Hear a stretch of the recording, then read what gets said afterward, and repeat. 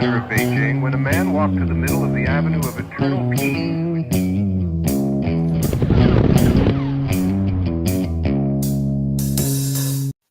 Well, all right. Welcome back to the Survival and Basic Badass podcast, Kevin and Chuck. Today, we're going to talk about cutting through the BS. I don't know. I think young people growing up and just everybody in general, sometimes it can be hard to spot a liar or even just spot a bad situation. Mhm. And I think, that's what I wanted to dig into. I want to talk about like how to kind of when you get that creepy feeling and you know that like, hey, something feels off, that gut instinct and trusting your gut, I guess is really where I want to get into. And because there's a lot of I think your mind gives you cues to what's going on. And just based on, I don't even think it's, people attribute it to like some kind of magic intuition or God or all this stuff. And that's fine. I mean, I'm not saying, oh, there's not, any of these things, whatever. What I'm saying is, I think just based on experience, your mind recognizes, hey, I've seen these patterns before. And a lot of times your mind is putting things together in the background that Right. don't maybe see on the surface. And so that's something that I wanted to dig into. So Kevin, like, even do you have like an example of, like what type of things are we talking about? Well, I mean, a lot of times, one of the ones that comes up a lot is you see people asking for money. You know what I mean? Hmm. Like a homeless person on the How do side you of the know? Should street. I give him a Right. 20 or, I'd And a want little to tell you. cardboard sign that says "God bless" and Yeah. that sort of stuff. And maybe this person is in like a real bad situation. That isn't their fault. Yes. Maybe they're planning on finding some beer money for the afternoon. I mean, Right. how do you really know? And Um, that's the thing. Like, I'm at a point in my life where, giving him $20, it might really make his day. And for how much it's going to benefit him, it's not really going to cost me that much in the scheme of things. right, right. And you're like, well, I wouldn't mind giving him $20. It's not going to, kill me. I had a guy at the grocery store. He's a young kid, like 25, 26 years old, comes over and it's like, hey, we, dude, I'm like completely out of gas. And I just realized that my check card isn't working. Could you Hmm. give me $5 just to get to, wherever? Yeah, And my, girlfriend or whatever. And I'm like, dude, here's 20. I don't, go whatever. Now, yeah. could he do that to 10 people and just be kind of hustling me? Probably. To Yep. me, eh,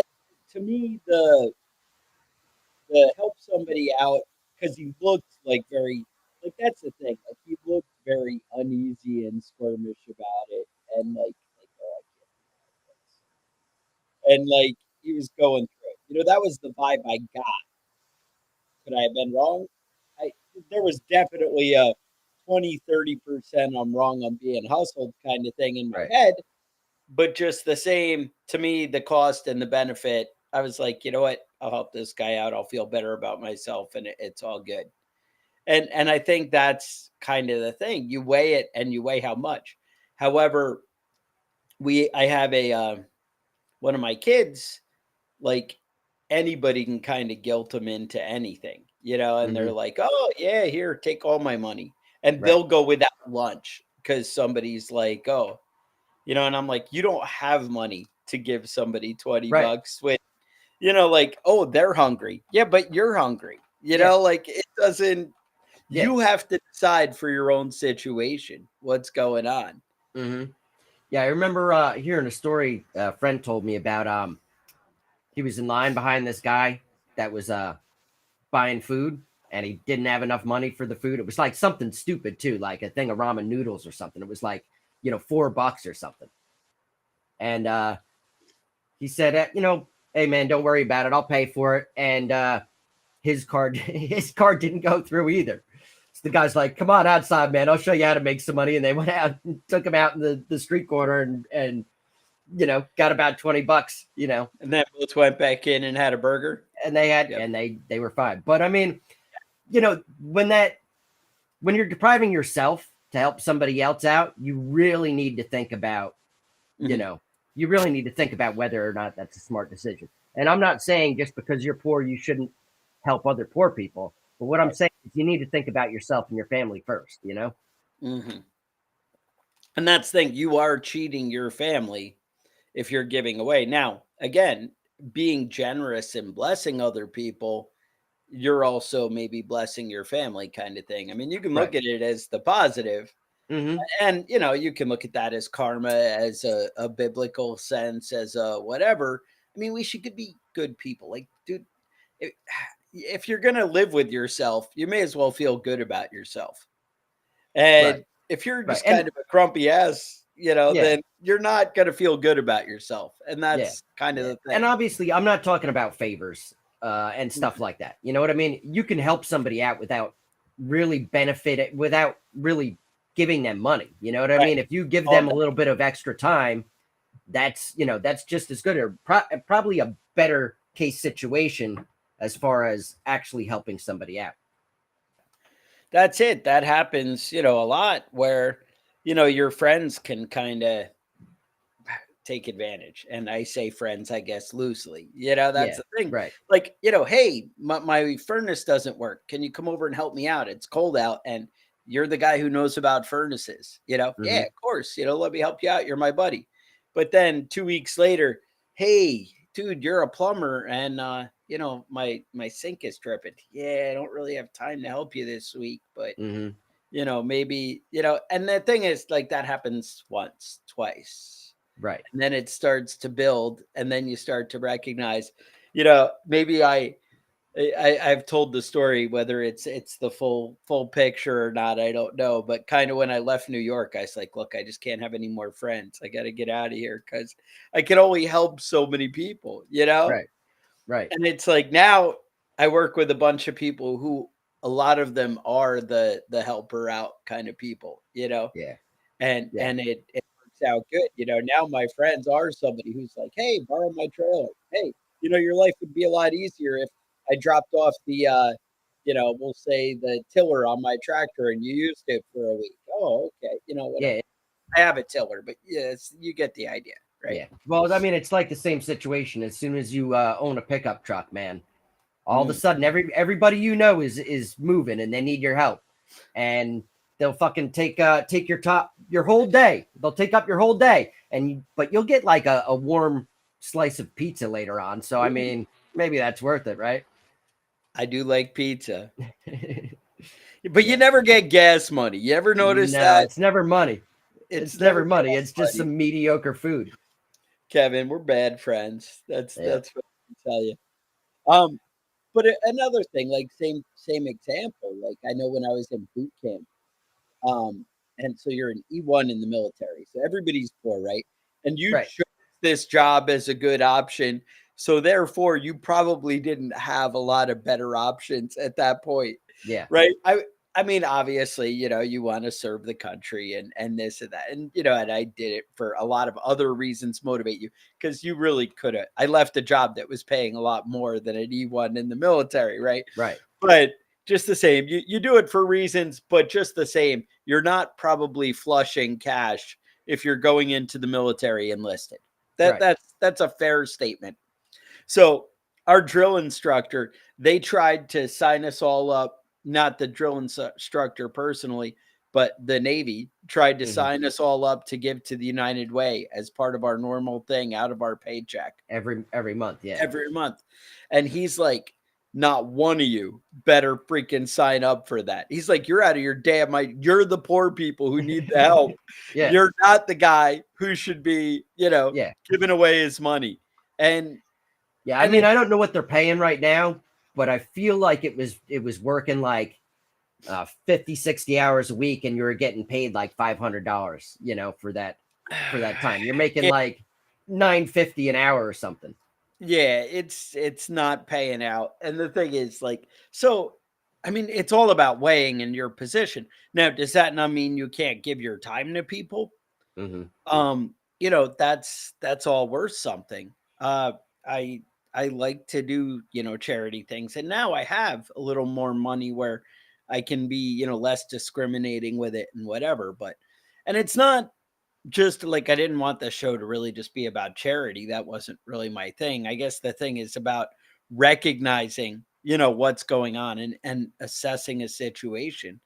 Like I also worry about like when I send my daughters off to, the mall and their tire breaks down in the parking lot Hmm. and the creepy guy comes over and is like, "Hey, I can give you a hand with that or let me give you a ride to wherever."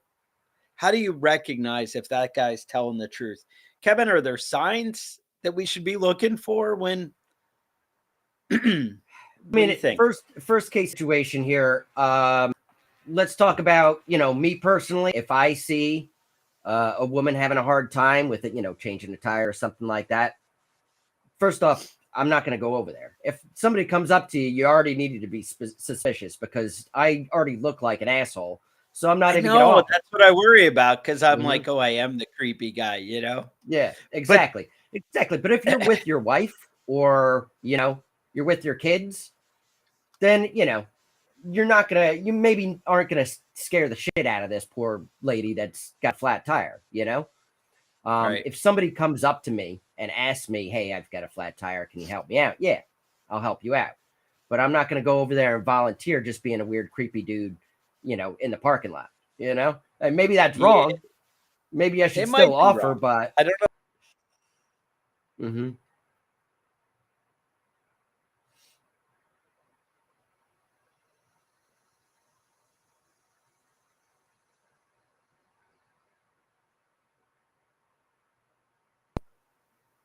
Maybe you could be like, hey, do you need a hand? Are you good? From like 20 feet away, right? Maybe Yeah. that's the answer. I don't know. But I understand exactly what you're saying. I mean, I definitely think like, "Ooh, I'm gonna go intimidate them," and it's not, I'm the big scary guy. I know my wife, if she sees like a young girl broke down on the side of the road, a lot of times she'll stop because she wants to put herself in harm's way also. And that's what she does. But she'll Yeah. stop Well, and be like, "Hey, I can't really help you, but I'll stay here with you right. I until." mean, you're not going to scare the shit out of somebody. At least most women don't scare the shit out of other women, I mean, to be honest, Right. guys are creepy. They're Guys are fucking creepy. they're fucking Kevin, gross. you especially. So I understand.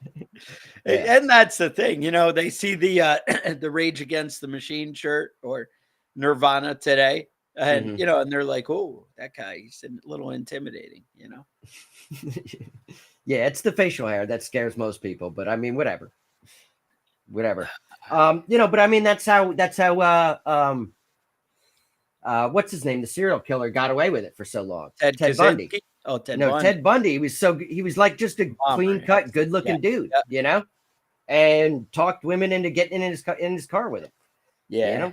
It's Well, just that's the thing. If you're handsome and you have the pretty smile. Now there are some like hardcore, like narcissist type guys that are like, I don't know, that just can totally smooth talk, and mhm, women as well, right? right. That can be like, hey, look at my winning smile. You read these books and you hear about like creepy guys, or you see them in a movie or something, and then occasionally you see it in real life, but it's not Right. that often that you meet like a real narcissist that's like hardcore. But Mhm. there are people who can manipulate a situation where you're really doubting what reality is, where Right. you're like, am I crazy? Did I not see him do that? Mhm. Did I not see him go in that purse and take out the 20? And Right. like, they have you second guessing yourself. And that kind of thing can happen. There's some people who, one, kind of have a voice, and maybe it's practiced, maybe it's a God given talent, but who can just manipulate and sell. Mhm. Some presidential characters in the past. Yeah, Chris is just saying a politician. I mean, Mhm. that's it. That's exactly what I was thinking. I was like, there's been some guys who can like, I mean, tell me that we weren't all charmed by Bill Clinton or Oh, he was a charismatic dude, and he did not have sexual relations with that woman. and I believed it. I believe it now. I'm like, man, I hear But it. see, in his I mean, mind, I see him that with was the cigar, but 100% true. Yeah, because yeah. sexual relations is sexual intercourse. sexual activity, that's a different thing. And I mean, Right. it's bullshit either way. But I mean, if you're going to stick a cigar in somebody, I feel like that's a relationship, That is a special bond that you two would share, I guess. So let's talk about how to spot liars. So what are the signs? All right. Well, there's a lot though. So I mean, really, it's a matter of. I mean, a lot of this you learn from having kids, because they're bad at lying, and you see what their issues are. When you have a 3-year-old or a 4-year-old and some missing cookies, it's not really like that big of a mystery, You learn But their tell, right? everybody lies. I was anybody. They say it's a sign of intelligence. So do you remember Coco the gorilla, the one that learned sign language? Yes. She had a kitten. And when they asked her who ripped the sink out of the wall, she blamed it on the kitten. You know what I mean? The kitten did. That wasn't me. But I mean, everybody lies to here and there. But I mean, there are some lies that are really, really dangerous. And if you are going to be in a situation like that, you really want to know who's bullshitting you and who's telling the truth. So some of the basics are. How do they refer to themselves? A lot of the times, somebody being honest will say words like me, I, mine. Liars tend to kind of want to remove themselves from the situation. You know what I mean? And they'll use that language a little bit less. Attitude and voice changes. If you accuse somebody of lying, an honest person will deny it and be angry about it. Nobody wants to be accused of lying about something that they're lying about, and that's angry. But somebody that's lying will double down on it and make swears and promises and this and that, but then they'll go to change the subject and try and move right past it, so it's not, it doesn't stand out. Generally, when somebody's telling you a lie, they're going to be unspecific about it. You know what I mean? What were you doing all day? I was just at home playing video games. What else did you do? That was it. Just playing video games, hung out with my friend. That's it. Liars use qualifying words a lot too. Almost, kind of, sort of, that sort of stuff. Non-committal language. People that are lying are usually less pleasant to be around. They're less cooperative, less friendly. They tend to make negative statements and complaints. So if you ask them if they did something, they're going to start complaining about the situation rather than straighten out what's actually going on. Use of non-congruent body language. Now, this is one you see with a lot of presidents. I watched some videos with this where they'll be saying yes, but shaking their head no. Yeah.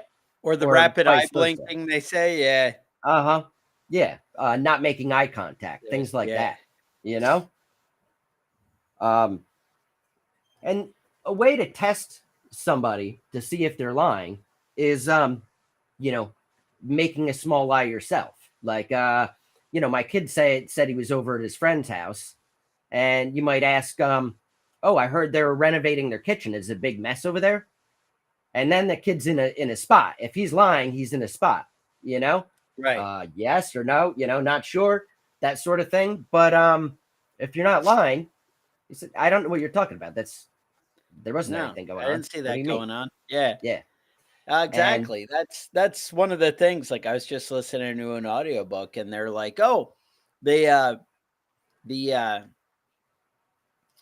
guy's like, oh, I'm going to see my parents in town. Oh, where do they live? Oh, they're on so-and-so street. And the guy's like, I don't know that street. And then he's like, is it right next to the whatever market that they don't have in the town? And the guy's like, yeah, it's right next to there. And he's like, yeah, I got you. And like you said, you start a lie, and then you can kind of test it out.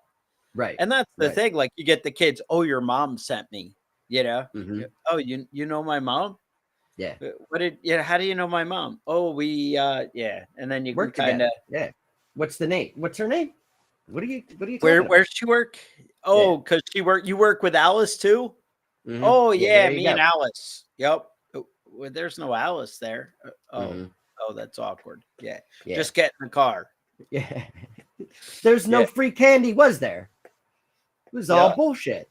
Exactly. You're always like, where's the free candy? You know? Hmm. Or as they say in our world, they have the sign with the free ammo on the side of the truck. You know how it is. And Yep, we're that's like, how you well, end up they're getting making abducted. free ammo. Oh shit.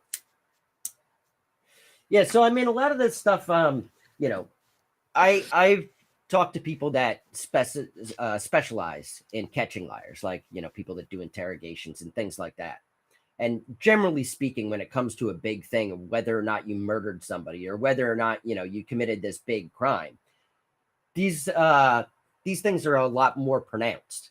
You know, it's a lot harder to catch your spouse, in a lie when they say, when you ask them something like, do these pants make my ass look big?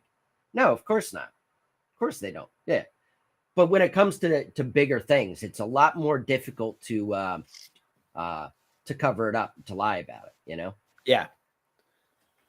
Yeah. Now, well, that's it. As it gets more elaborate. And I think that's why people who are skilled at lying kind of, stick to the short stories. Although Yeah. sometimes I think they get cocky and you have the elaborate story because they want to, like dazzle Right. you with how much they can keep All going. this, yeah, all this stuff happened. All this crazy stuff happened. You Yeah. know. Because then it's totally believable because, I mean, look at the detail. Mm-hmm. Right. Right. Susie was wearing the red shirt and the shirt had a little ketchup stain on the front, but you didn't notice it that much. And Mm-hmm. and she had this blue ribbon in her hair and she tripped and skinned her knee. And I was there putting a bandage on it all day. And oh my, we had to pick out the gravel and and you're just Yeah. like, yeah, no, no. Yeah. I know how that goes, man. So I mean, and the truth is, they say that the average person hears between 4 and 20 lies per day. So most of those lies are like bullshit. What did you do this weekend? Nothing. That's that sort of stuff. Yeah, you're expected. If I ask you how you're doing, and You don't really want to know. yeah, if you answer, there's only two acceptable ways to answer that question. You know what I mean? Good, if you're doing good. If you're not doing Or good, you say fine. If you say yeah, anything yeah, other there than you that, go. I'm gonna be I'm getting irritated. by. I'm Yeah. getting by. That's the version of fine. It's Uh-huh. Yeah. that's the Exactly. I don't thing. want to have a fucking conversation about about the fucking issues you're having with your aunt, whatever. I don't give a fuck about that stuff. And nobody really does.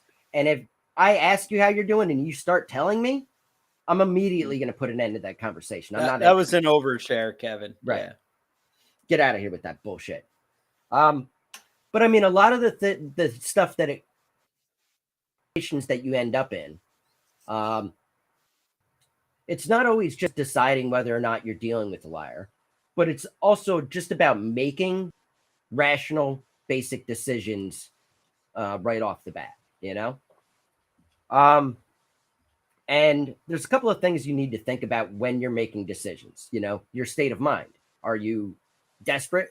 Are you angry because some bullshit that happened earlier? Are Yep. you in an unusual good mood? If your Those mind is things caught are up going to somewhere factor in. else, right, Mm-hmm. it's It, gonna affect everything. yeah. So when you're making a decision, you really have to think about, first off, you have to think about what your time limits are. You know what I Yeah. mean? You might be driving and somebody in front of you jams on their brakes. You don't have a whole lot of time to make a decision of what you're going to do. You're going to jam on your brakes or you're going to go around them. That's, really the options you got, and you got to do it now. Right. But other things, are you going to take a job? Are you going to make a trip? Those types of things, you have a little bit of time to actually mull over your decision. And, they say, you've heard it before, sleep on it. That's a good idea when it comes to making a hard decision. Right. Think about it, go to bed, get some good sleep, and think about it again in the morning. And sometimes that clears things up. you know? Well, like I said, they, you go back to guys like, Napoleon Hill with Think and Grow Rich kind of thing. And he talks about things. I feel like your mind kind of correlates and lays things out when you stop and take a moment. Like if you sleep on it, that kind of thing. Your mind can kind of file and process everything together rather than the impulse. You need to decide right now. I mean, that's like the sales thing, is to get people to commit like right away. Like, oh yeah, just say, this, because I'm pushing you and I have you excited. I built up all this excitement. But I mean, you can also talk yourself out of things. I mean, they definitely say, successful people make decisions quickly, but make sure you have the facts and the information before you make that decision. And if Yeah. you don't feel good about something, I mean, I think that's the answer, is you want to make decisions quickly after you learn to trust your gut. Right. Once you're able to recognize the feelings and the red flags going off in your head, then more and more you can kind of speed up that process and Right. you can move ahead. And when they say make decisions quickly, it's not, should I start a business and I'm going to take 6 months or a year to get off my butt and do something. Right. That's I think what they're talking about. It's not, hey, I'm going to be a jerk. It's, hey, let me, come up with a plan and move forward, because you want to be an action taker, right? Right. Right. Um, Now, another thing is like coming up on a traumatic event, right? We have people, I've been a lot going on lately where, one of my kids just dealt with a crisis. He came up on an accident. Guy at work just had a heart attack while working, and just all these things. And it's like, oh, when you come to the point of, oh, I need to step in and do CPR, and do I don't want to be in the way. There's medical professionals here. You have to take in that whole scene and decide what's right. Oh, I don't know what I'm doing. Am I going to be able to help somebody, or, these different things. And the more you're involved in these type of things, somebody who's an EMT isn't going to think twice, not just because they have some training to be helpful, but because they've been in these traumatic events over and Hmm. over. Right. And each time you get a little bit less stressed and you're able to think a little bit more clearly. And I know a lot of people like second guess and beat themselves up over, hey, this horrible thing just happened and I didn't react as quick as I should have. And I could have done this and I could have whatever. But to be honest, if you're kind of paralyzed and your heart's racing and you can't think clearly, I mean, kind of you couldn't. You know what I'm Hmm. saying? Like Right. but more and more, the more you face things head on. And that's why one of the big things is, as preppers, we talk about playing these scenarios out in your mind, going and practicing and training. And if you had just come out of the CPR class 2 days before and you come across a guy laying on the ground, you're like, I know what to do. I just practiced this. Hmm. And that's Right. why, we do what we do as preppers, is because it's fresh in your head. Like you've played this scenario out. Oh, I'm sitting on the couch and somebody kicks in the front door. A lot of people, that's traumatic. And I mean, it'd be traumatic for me as well. But what I'm saying is, I've considered, all right, what do I do? Where do I, where's my Right. handgun? Where's my whatever? I've played these scenarios out and I know how I would react. Hmm. And then as things come in, I mean, obviously, heightened stress, it might be less effective. In reality, you might not. They always, what is it, Mike Tyson, with everybody has a plan till they get punched in the face? Is that right? Right. They, that's the thing. But it's, so, you have a plan, but that's the thing. A lot of people don't have a plan. And that's Hmm. the whole thing. Right. They don't have any plan. Like somebody kicks in the door at night, they're like, well, I have no idea. What do I do? And they just cower because it's like, oh, I'm already beat. Hmm. And you feel like you're defeated and you give up. Yeah. And that's where we don't want to be. The Yeah. thing is, and then people beat themselves up with guilt after these scenarios. It's like, ooh, I went through this traumatic event. I could have done something If better. only I had What done if it I'd this way, done or this? yeah. If I had had this in my car, if I had left it in the morning instead of the afternoon. I could have been there, you know, if I'd left 10 minutes earlier, I would have been there to help when it needed help. Mm-hmm. You can't do that. You have to, as long as you're honest with yourself of, I did what I could do.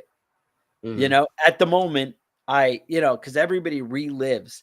And that's the thing, that guilt and stuff that haunts people with like PTSD and things like that is like, well, if I'd, done this or whatever. And even, hey, if I'd only told my kids I loved them before they left, it would have, had that, you know, Mm-hmm. but that's the thing is learning to recognize what's going on and just doing the best that you can in any given situation. Yeah, I know that when I was younger, I got into a lot more dangerous situations. A lot more bad shit happened around me.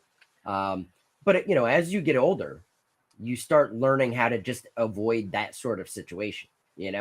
I mean, I used to go out, to the bars all the time. I Kevin, drink at home now, man. shame. I stay at home and mind my own damn business. That's a big step in the right direction. It's a lot cheaper, turns out. But I mean, Yeah. yeah. But I mean, in all in all seriousness, as a grown up, you kind of know the shit that's gonna lead you into situations that you And don't then want to be badly. in. Yeah, Yeah. exactly. And 9 times out of 10, it's fine. You make a bad decision and whatever, you just move past it. But every once in a while, you find yourself in a situation that that you shouldn't be in at all. Yeah.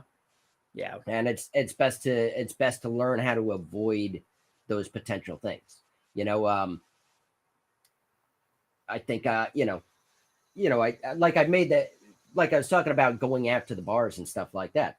That's only part of it, though. You know what I mean? Part of it is making the poor decisions, making the or being around people that make poor decisions. I used to have a friend of mine that he wasn't like a really aggressive person, but I always found myself like trying to get him from getting his ass beat by somebody, or actually being in a fight every time I went Right. out and hung out Every with him, time. because he draws trouble.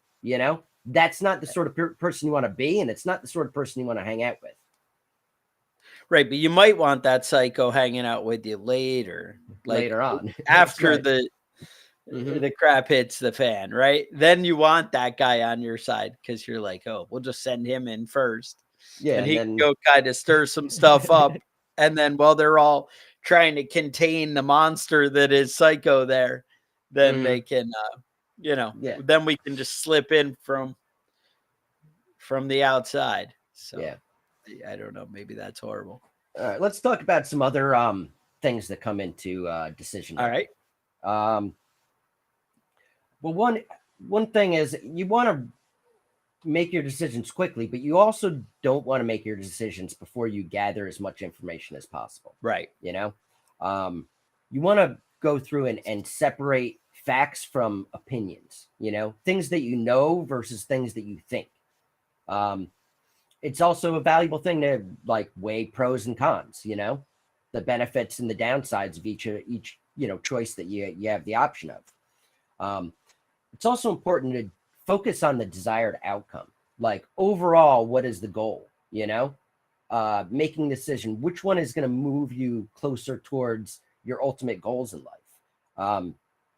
You had mentioned earlier about trusting your gut, and that's a big one. There's a lot of stuff that a lot of information that you pick up on visually, things you hear, even things you smell, and you might not necessarily categorize that as facts or important information, but in the back of your mind, your gut's going to tell you, kind of, it'll give you some advice, some instincts that you might have. Yeah. And the other thing is about making a decision is you have to be flexible. You have to be thinking about, maybe you have two options, but you need to think about maybe what a third option would be.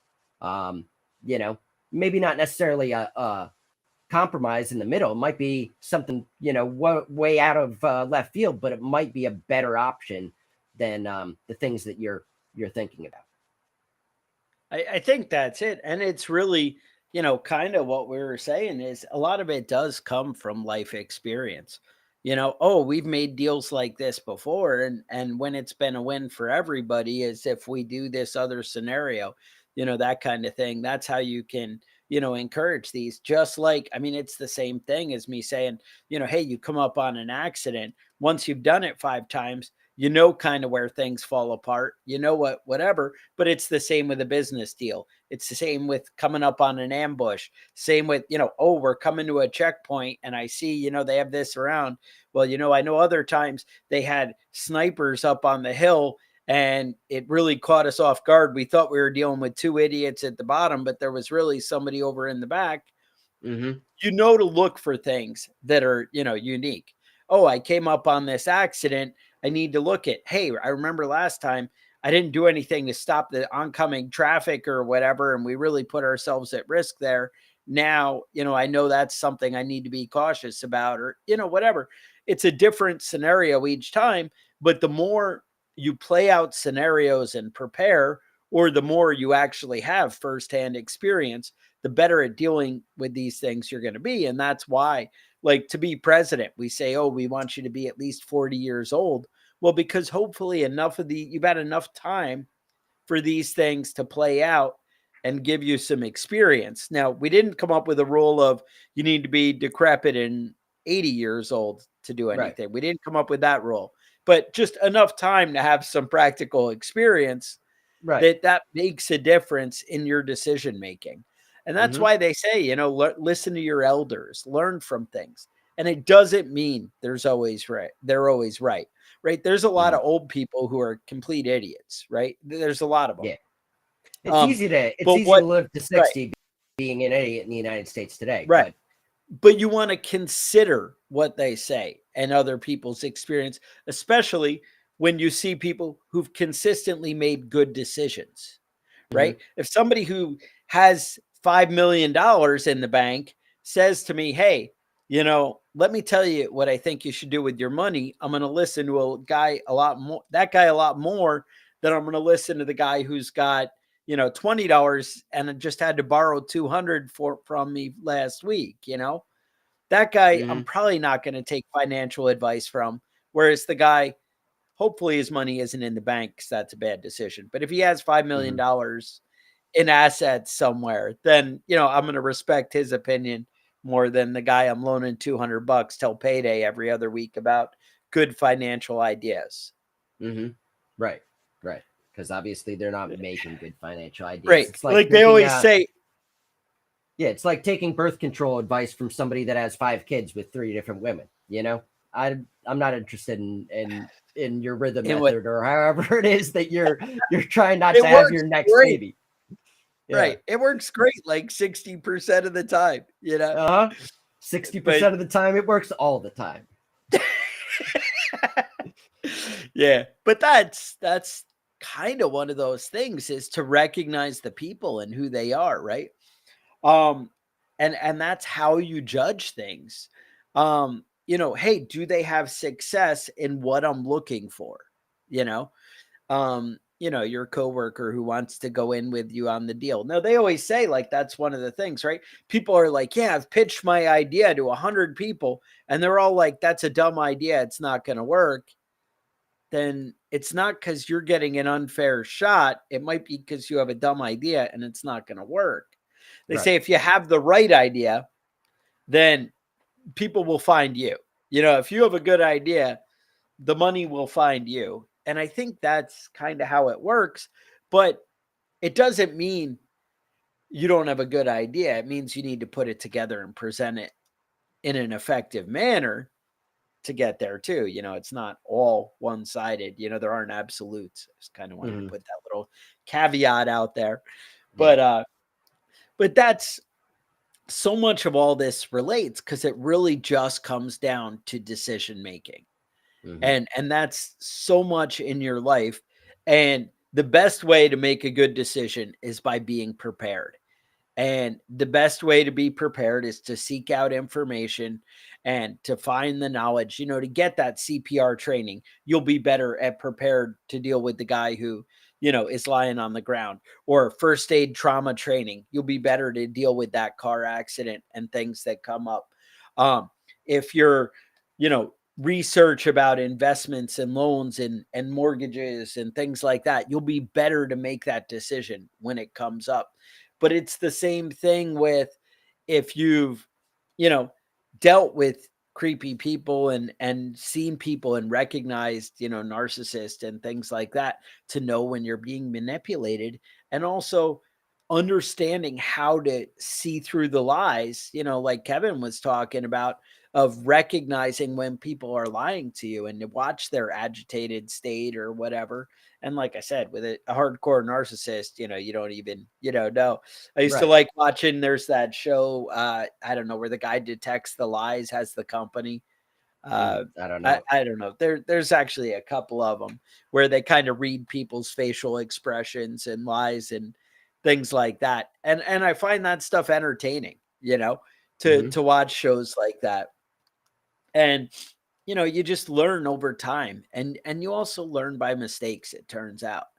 Mistakes actually can help you in the future, because you burn Right. me once, hopefully I'm not going to fall for that same ruse Right. There's multiple nothing wrong times. with there's nothing wrong with making a mistake. There is something more wrong with making the same mistake multiple times, You know, you know.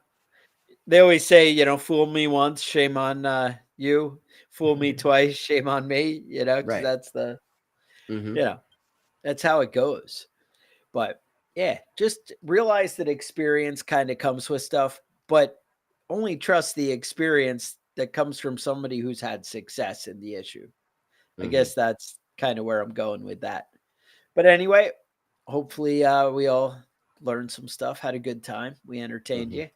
And know that so I am going to be at Prepper Camp coming up at the end of September. Preppercamp.com. You can check that out. I'll put it in the show notes. You guys might appreciate that. We do have some cool t-shirts, some cool gear that you can get at our website. It's the survival and basic badass podcast.com. You can click on the gear and shop or something over there. We have an email list you could sign up to. If you have show ideas, thoughts, concerns, things you want to tell us about, email us at preppingbadass@gmail.com. Otherwise, I would say stay safe, and we will talk to you guys next week.